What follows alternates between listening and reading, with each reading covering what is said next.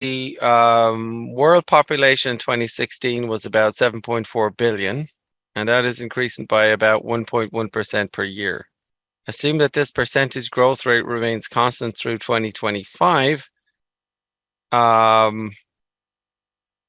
Explain why the population is an exponential function of time, and what would you expect the world population to be in 2025? So the first thing you guys need to do is figure out what the number of years are, right? So it's 2025 is the future. It's nearly here, and we've got given the population in 2016, right? So that's going to be 9 years. Why is this an exponential function of time? Well, simply because it's increasing by a percentage rate, or that's the assumption. We'll come back to that.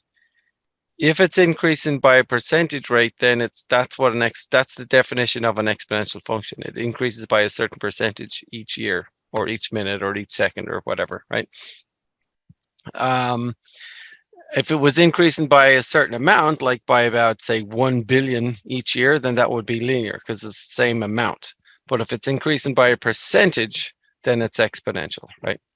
So 7.4 billion, I'll just go like this, 7.4. I'm just going to do 7.4 for now. And by the way, that is 7 4 0 0 0 0 0 0 0. It's 7,400 million, if that makes sense. 7,400 million, right? So that's what that number looks like, 7 billion, right? But we can just, or 7.4, but we can just do 7.4. And if it increases by 1.1%, what's 1.1% as a decimal? 1.1% as a decimal, right? So you can just move the decimal point 2 spots to the left. So it's 0.011, right? And it's increasing by that each year. So we can go, 0.011, times 7.4. So that's, and then add that on to 7.4 if you want to, right? So you can go, 0.0814 plus 7.4. And then if in 1 year, by 2017, the world's population is now 7.48 billion, right? But there's a neater way to do it, which is, as you know, 7.4 times 1.011, right? And that gives us the 7.48, right? For some reason, I'd rather put in the full number because it looks kind of cooler, but 7 billion